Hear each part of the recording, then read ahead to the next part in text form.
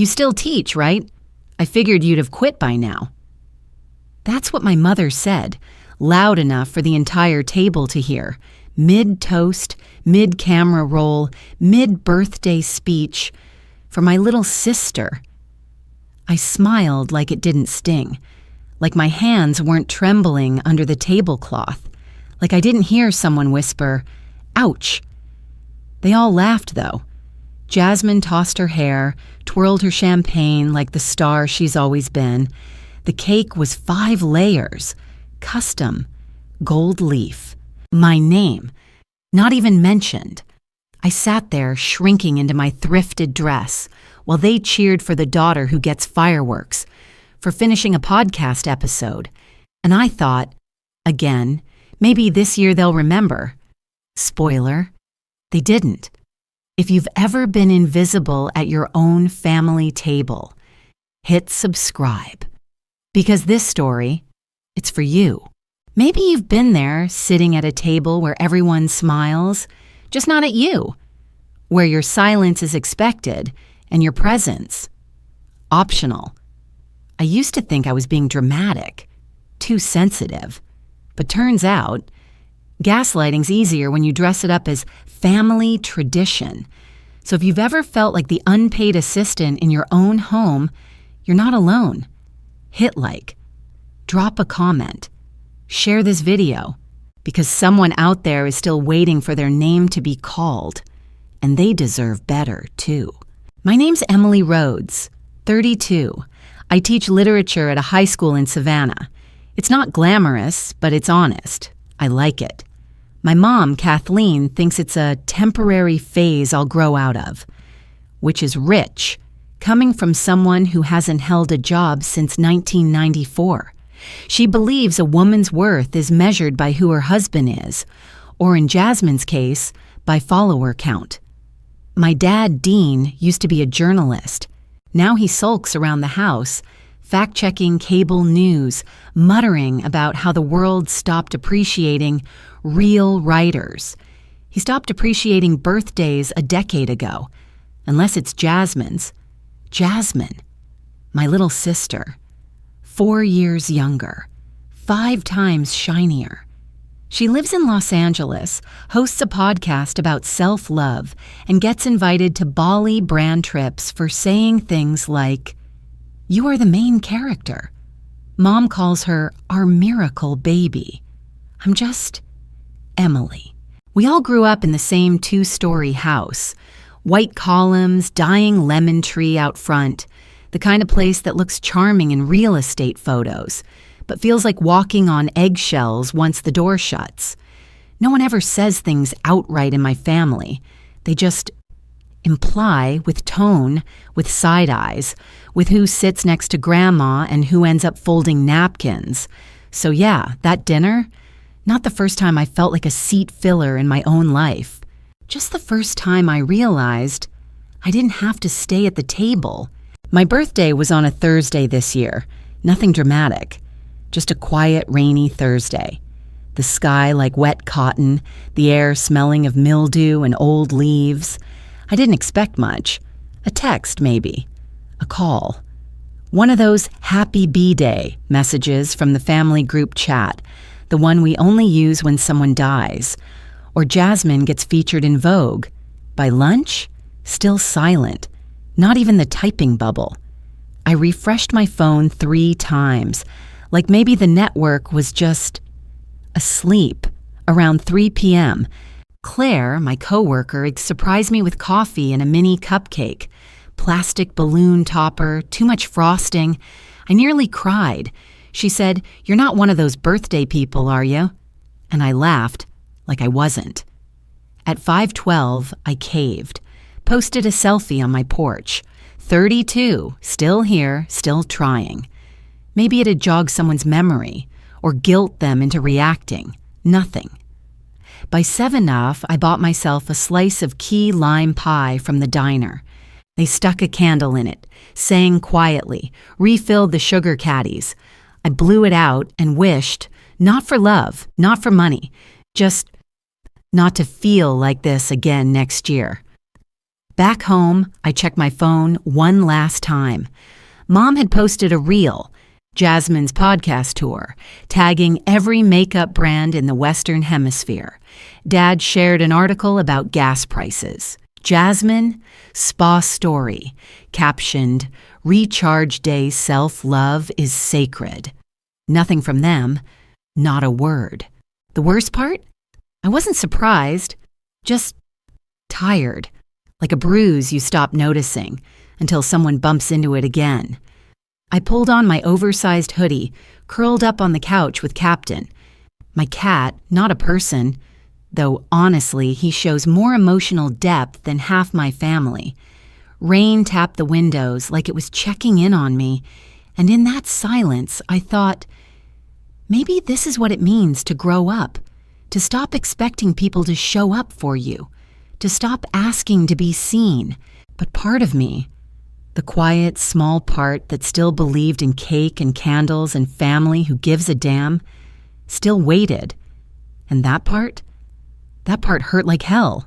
It wasn't just this year. It's easy to pretend things like this are isolated. A bad week, a scheduling mix-up. That's what I used to tell myself. But it's been happening, quietly, repetitively, year after year. When I turned 26, I invited everyone over for a backyard dinner. Nothing fancy. Grilled chicken, paper lanterns, a cheap Spotify playlist. I spent the whole day cooking. Jasmine showed up 2 hours late in a cocktail dress, loudly announcing she had another party to get to. She left before dessert. Mom said I should be more understanding. She's networking, sweetie. At 28, I didn't plan anything. Waited to see if someone else would. They didn't. That day, Jasmine posted a vlog from Santorini. Caption, "Celebrating life." Dad liked it. Mom commented, "So proud of you, Angel." She didn't text me, not even a, "Hey, thinking of you." At 29, I got them a gift. I'm not kidding. Jasmine had just launched her first merch line, mugs that said, "You are light."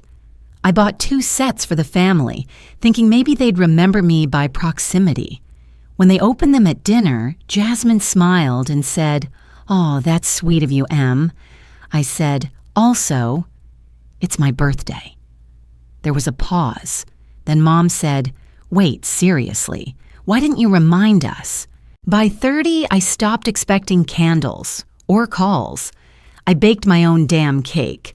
Vanilla, store-bought frosting, slightly lopsided, stuck a 3 and a 0 candle on top, lit them with a BBQ lighter, sat on my balcony while the neighbor's kids played next door, posted a photo, no caption. Jasmine DM'd me, "Cute vibes, hope you're doing okay." Last year, 31, they actually remembered. Well, not because of me. Jasmine had a brand deal. A family-centered campaign. Mom called, asked if I'd mind being in a group photo for National Sisters' Day. Not a real holiday, but sure. I showed up, smiled, wore a yellow blouse. They said it would look warm in photos.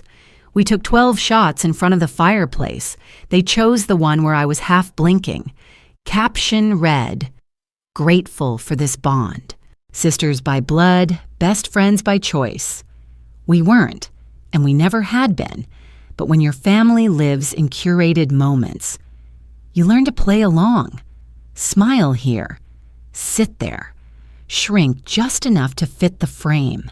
Looking back, I don't know what hurt more, being forgotten, or only being remembered when I was useful. The morning after my birthday, I woke up early.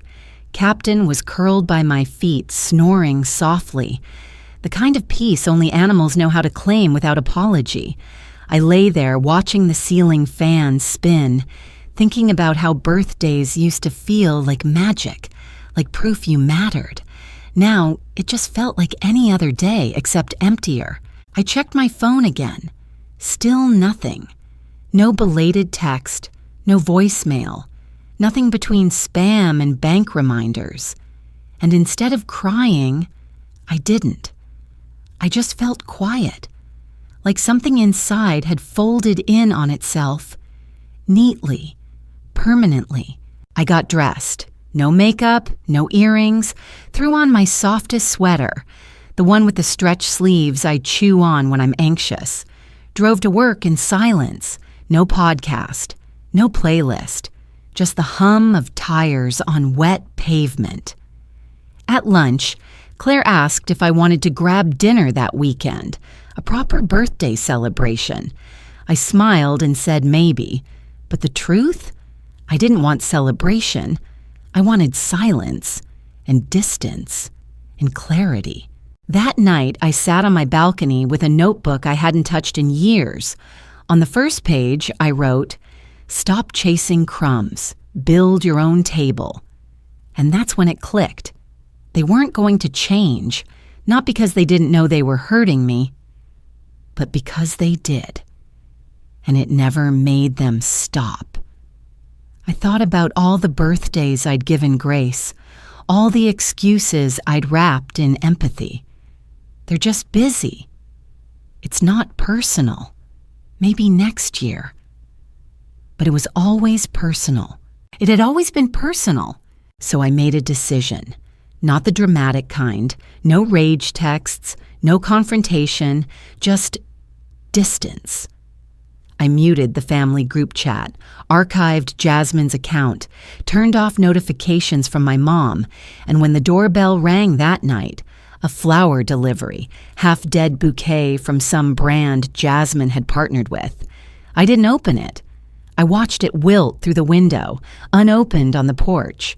The next day, I booked a few days off from school, not to travel, just to think. I lit a candle, cleaned my kitchen, threw away the old birthday cards I'd kept in a shoebox, the ones where my name was scribbled as an afterthought beneath "Love, Mom, and Dad." And for the first time, I didn't feel guilty. I felt still. And stillness, turns out, can be revolutionary. I hadn't seen Aunt Clara in almost 10 years. Last time was Grandma's funeral. She'd worn a black pantsuit while every other woman wore beige or navy. Jasmine called it attention-seeking. Mom called it embarrassing. Dad didn't call it anything. He just looked through her, like she wasn't there. I remember watching Clara from a distance, wondering how someone could seem so unfazed, so unapologetically herself in a family that preferred shadows and silence. And then, last week, she walked into the library while I was reshelving the poetry section. She looked exactly the same. Same sharp haircut, same mismatched earrings, same don't mess with me energy wrapped in a lavender cardigan and red lipstick. "Emily Rhodes," she said, squinting playfully. I knew I recognized those cheekbones. I blinked. "Aunt Clara?" She smiled, opened her arms like no time had passed, and somehow I didn't hesitate. I hugged her like I meant it, because I did. We ended up at a tiny tea shop down the street, the kind with peeling wallpaper and cups that don't match. She ordered chamomile. I ordered black tea. She called me kiddo and made fun of my blazer like I was 12 again. And for the first time in months, maybe years, I laughed without checking who was watching. "So," she said, stirring honey into her tea, "you finally stopped waiting on them?" I didn't answer right away. She took a sip. "They forgot again, didn't they?" I nodded. She didn't flinch, didn't act shocked or outraged. She just said, "Of course they did." Then softer. "You know, they did the same to me. Not birthdays, necessarily. Just everything." I looked up. Clara leaned back in her chair. I was the first to leave town, the first not to marry, the first to say no to Dad when he tried to control my money. And for that, I became the villain, the dramatic one, the bad influence. But really, I just wanted to breathe. My throat tightened. She tilted her head. "You feel like you're betraying them, don't you? By stepping back, by wanting more." I swallowed hard. It feels like cutting them out means cutting off part of myself. Clara nodded. That's how they train you to stay. But what if I told you there's a version of you that doesn't need to shrink to fit in their frame? She reached into her purse and slid something across the table. A photo. Me. Maybe 17. Standing beside her at a family barbecue. I was holding a book, smiling sideways. She had her arm around me. We were laughing. Unposed, unbothered. They hate that picture, she said. Said it made you look too much like me. I stared at it. I kept it, Clara said, because I knew one day you'd need to see who you were before you learned to disappear. The tears came before I could stop them. She didn't say anything, just passed me a napkin and smiled like she'd been here before, like she knew what came next. Later, as we walked back to our cars, she asked what I wanted. Not what I needed to do, not what was expected, just what I wanted. And for the first time, I let the question land, not because I had an answer, but because it felt like the first real question anyone had asked me in years. 2 days after seeing Aunt Clara, I stopped by my parents' house. Not for reconciliation, not even for conversation, just to drop off a book Jasmine had left behind. One she'd signed for a fan but forgot to mail. The house was quiet. Dad was out. Mom was in the garden, pruning things that didn't need pruning. She barely looked up when I said I'd be quick.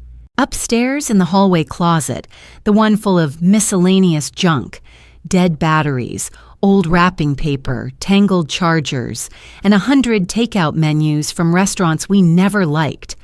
The book wasn't there, but a stack of old file folders caught my eye, yellowing at the edges, scribbled with Mom's handwriting. Most were boring. Taxes, insurance, Jasmine's modeling contracts. Then one was labeled Emily, college. No smiley face, no heart, just block letters, faded, underlined. I almost didn't open it. I wish I hadn't. Inside, the usual, SAT scores, a class schedule from freshman year, a crumpled letter from financial aid, and then a thank you letter on university letterhead, dated June the 2nd, 2012, addressed to Clara Rhodes. It thanked her for a scholarship donation, made in my name. The closing line read, "Your contribution will ensure that Emily Rhodes can attend without interruption. We're grateful for your ongoing support of your niece's education."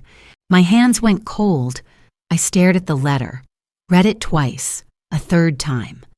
Aunt Clara had paid for my college, not my parents, not some grant, not that emergency savings account they used to guilt me about every time I needed help with textbooks. Clara. I flipped through the rest of the folder. Nothing else from her, just tuition receipts marked paid. Check signed, C. Rhodes. I sank onto the hallway floor. The folder rested in my lap like a brick.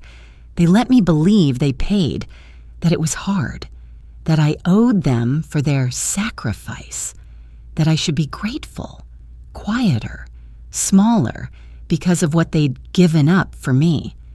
They let me believe Aunt Clara had abandoned us, that she was selfish, reckless, cold. She wasn't. She just wasn't controllable.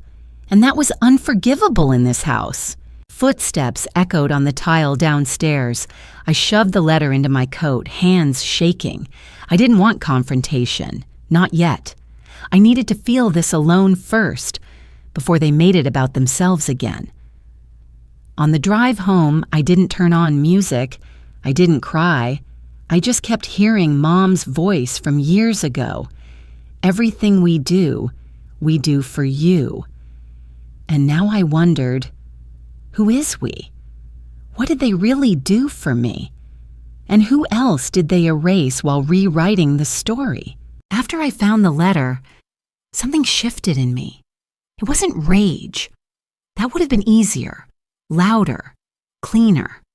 No, what I felt was sharper than anger, colder. It was clarity. For the first time, I saw my parents for who they were, not as flawed people doing their best, but as architects of a story that kept me small. And I had played my part perfectly, but I was done performing. I didn't need to yell or burn bridges. I just needed a new direction, one they couldn't script, silence, or spin into pity. So I opened a new tab and searched. How to open a community reading space. It wasn't a whim. For years, I'd dreamed of turning part of Grandma's old estate, the crumbling one no one cared about, into something that mattered, something with shelves and warmth and light. Grandma used to call it the house that listened because she said it never judged. It just echoed what it heard. They were going to tear it down next year, turn it into a minimalist Airbnb, not if I got there first. I didn't have millions, but I had my savings, my teacher's salary, modest but mine, my tutoring bonuses, my midnight grading money, enough to start something small, something honest, something real. And most importantly, I had my name.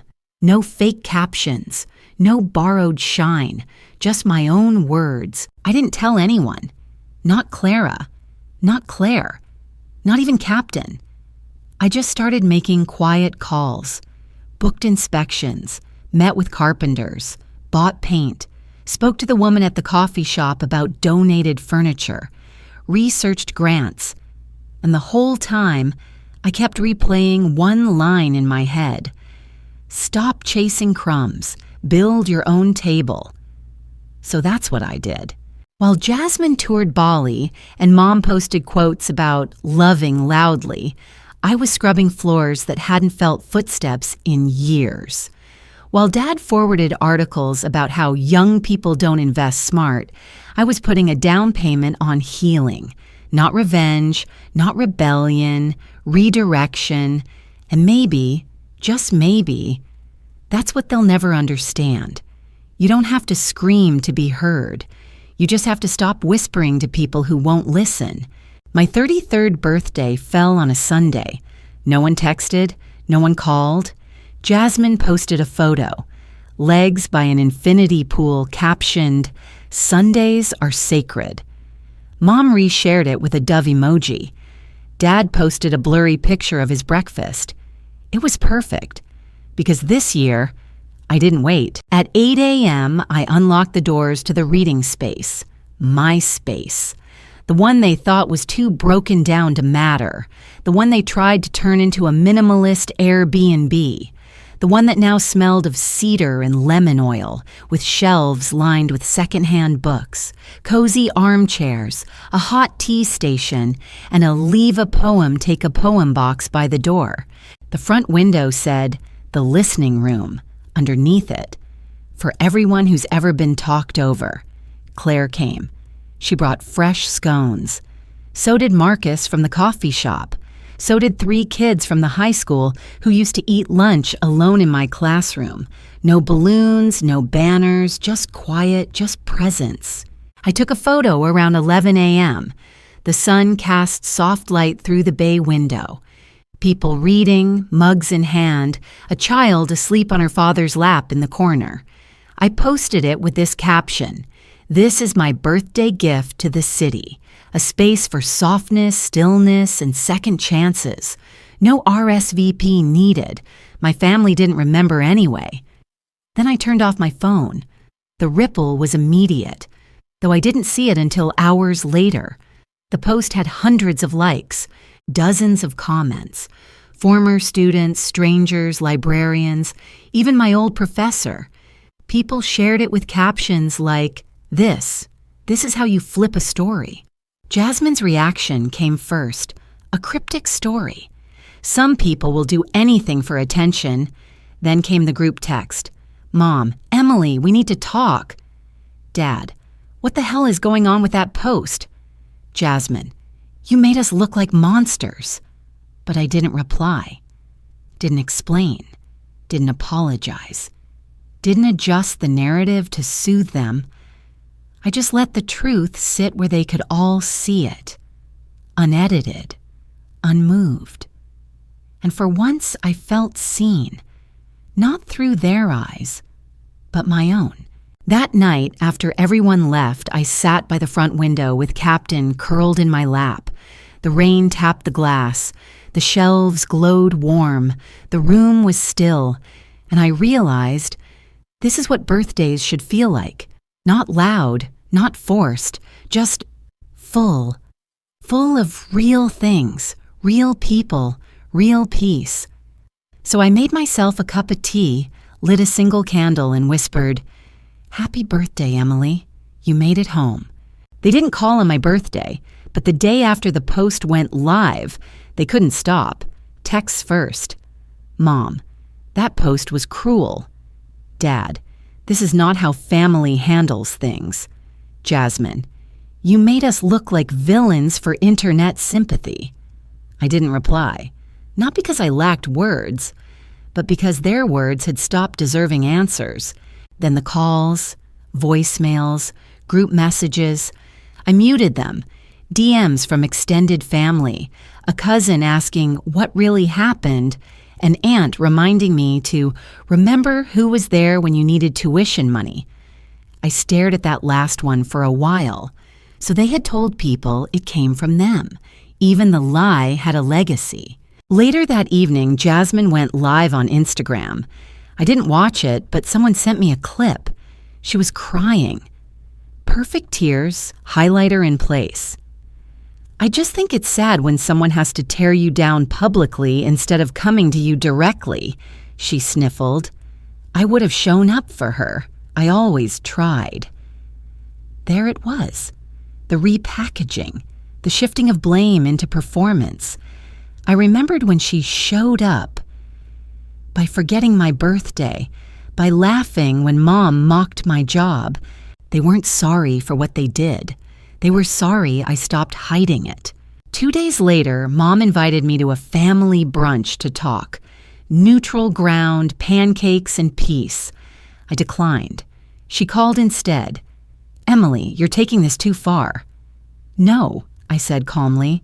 "You just don't like that it's visible now." There was a pause. "We've always supported you." "No," I said again. "You supported the version of me who stayed quiet. I'm not her anymore." Her voice dropped to that dangerous softness. "You're breaking this family apart." And that's when it clicked. They don't see the harm they caused as betrayal. But naming it? That's unforgivable. To them, my silence was loyalty. My endurance was love. My pain was a footnote. But now that I was telling the story, I had become the traitor. I ended the call before she could finish, blocked the group chat, turned my phone off. Then I walked back into the listening room, where a girl was reading by the window, her mother beside her, both of them under a blanket someone had donated that morning. The space was warm and quiet and mine. For years, I thought keeping the peace meant sacrificing pieces of myself. Now I knew. Peace isn't something you keep. It's something you claim. It happened the following Sunday. Claire had just finished helping me rearrange the nonfiction shelf when I saw my mom through the window. Standing outside the listening room in full makeup, cardigan buttoned too high, lips pinched into a smile that didn't touch her eyes. Behind her, Jasmine in oversized sunglasses and glossy lip balm. My dad, arms crossed, trying to look casual but failing. I opened the door before they could knock. Mom smiled. We were hoping to see the place. I didn't move. "Now?" "Just for a few minutes," she said. "It's not about the post. We just want to talk." I stepped aside. They entered like tourists, scanning the shelves, commenting too loudly, eyes never landing on each other. Jasmine picked up a poetry book, flipped through it like she was waiting for cameras to roll. Dad cleared his throat. "So, this is nice."